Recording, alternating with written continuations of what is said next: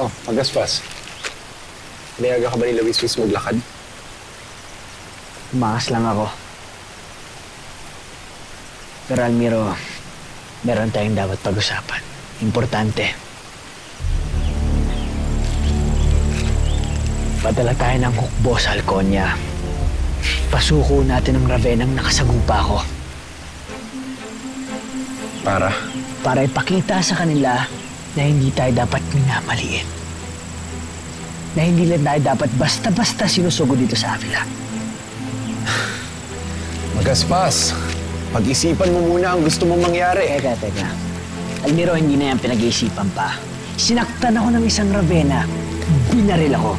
Ang dapat natin gawin, saktan din natin sila. Sabihin mo nga sa akin yung totoo, Pagaspas.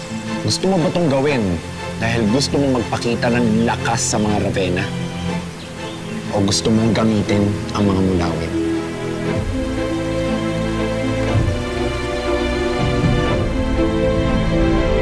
Ang pinagsasabi mo, gagamitin ko ang mga mulawin para saan? Gamitin ang mga mulawin para makaganti sa mga Ravenna. Almiro, gusto ko silang pakitaan na may laban tayo. Pero sabihin mo nga sa akin, tingin ko naduduwag ka lang eh. Pagaspas!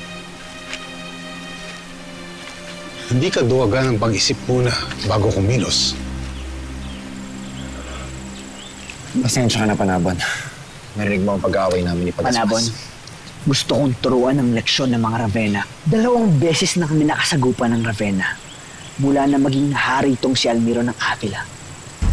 Pakiramdam ko hindi sila natakot sa kanya eh.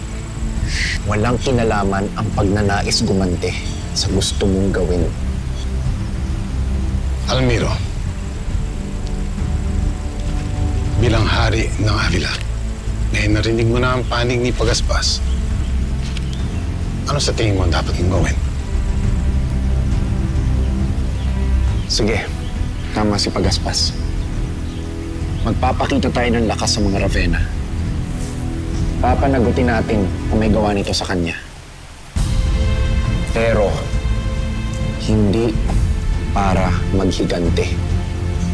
Para lang masiguro na hindi na ulit sila susugod dito sa Avila.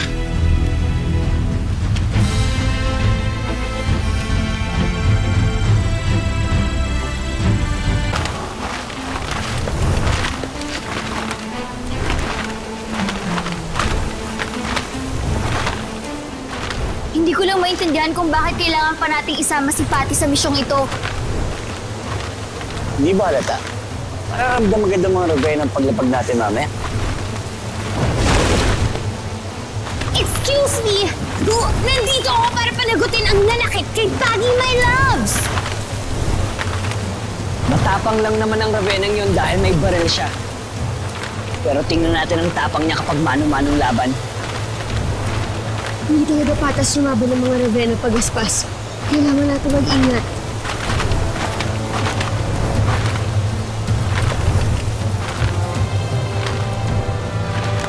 Yun ang gubot na malapit sa Halconia.